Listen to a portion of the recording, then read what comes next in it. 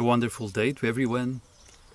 Today, because it's Easter time, I want to talk a little bit about prayer.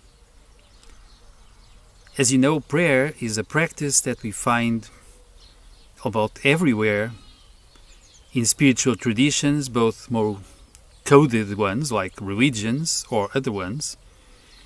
And prayer is, generally speaking, an attempt at connecting ourselves and our deeper being with something we deem divine. It can be the idea of a specific god or goddess, but it can be also the idea that there might be a universal force, a universal consciousness, a fountain of everything that we are and everything that is all over the universe.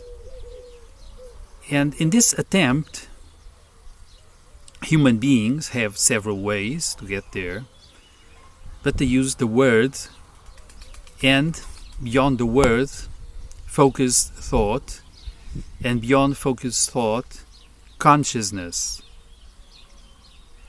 An expansive consciousness, if possible, towards this something that we are searching for, that we are connecting with. And this something is considered to be fundamental to our universe. So we use words,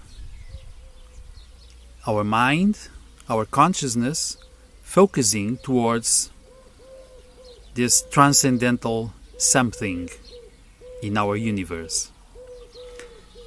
But then there are some issues to be discussed eventually about how to do it.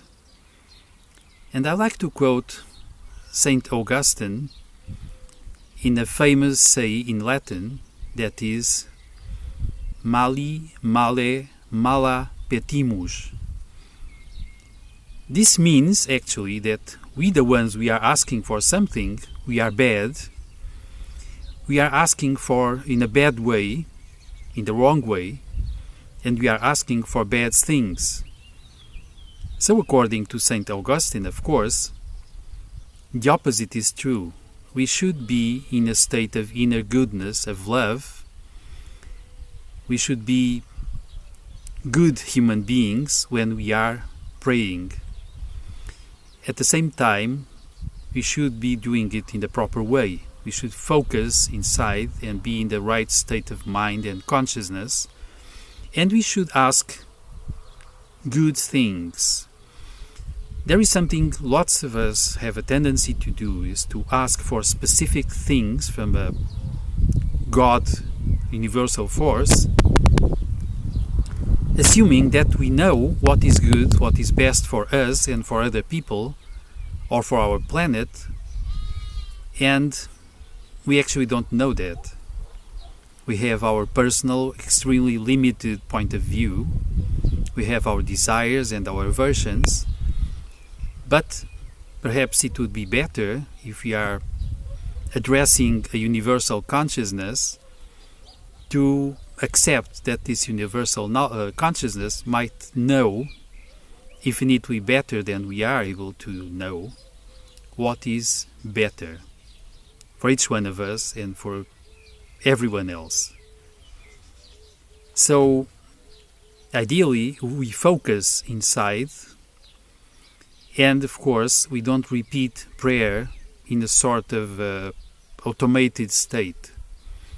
We don't go across malas or rosaries repeating mechanically something. We have a clear mind and a clear focus, and we are wide aware of the meaning of what we are doing. Of course, now I would like to invite you to a little practice, and for this I would resort to something that is within the Christian tradition, something I really like. It's just a word, but it's also a prayer, Maranatha. This word supposedly comes directly from the Aramaic language of the time of the Christ, and it might be translated as something like "Come to me, O Lord," or Divine Presence, or this Lord or Divine Presence is within us, is among us. Of course, this is a direct attempt at connecting with a transcendental reality from deep within, if possible. So I will invite you now to a little experience. Let's close our eyes now.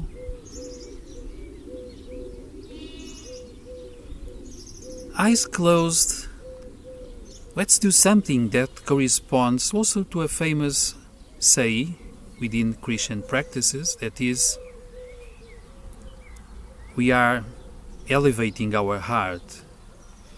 So let's focus the area between the lower part of our shoulder blades, meaning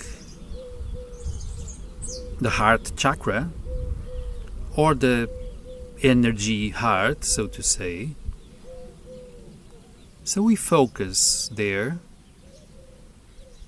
At the same time, we are trying to be in a state of goodness, of love, a constructive state. We are well-meaning as we are doing this. We breathe peacefully.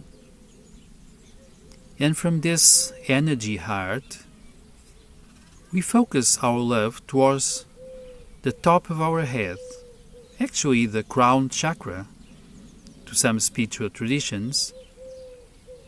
So we are elevating, even physiologically, our energy and our love towards the highest part of our being, then towards the divine.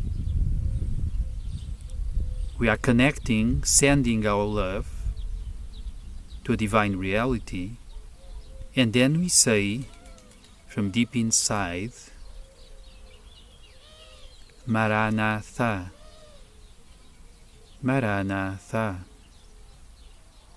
Maranatha, Maranatha, Maranatha. We can repeat this for as long as we wish.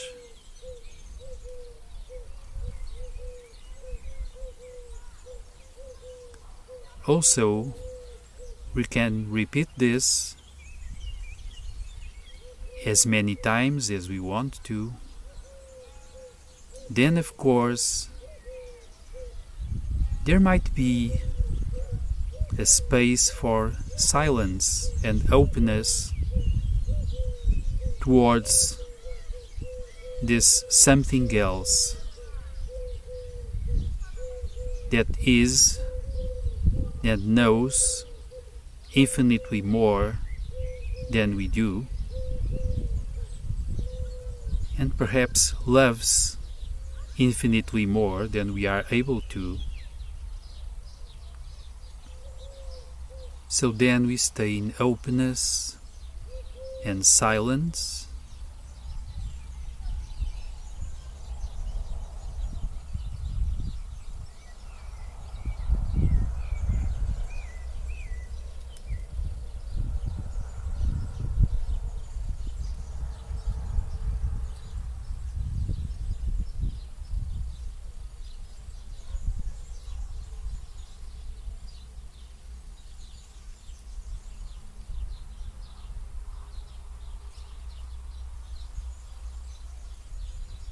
And then, of course, after a while,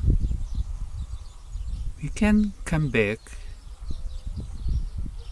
keeping with us something that we felt or perceived. Perhaps something touched us. We observe, we welcome and accept. And then peacefully we come back.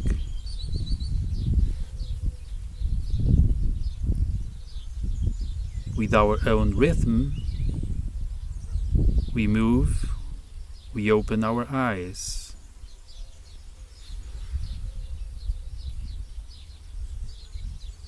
Of course, we can prolong this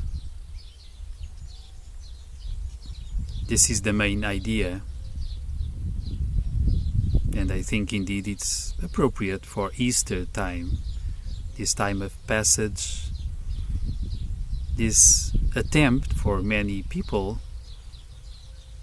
to move inside, or mostly to get in sync inside, with a deeper transcendental reality. This is what I wanted to share. So as usual, if you like this, you may comment,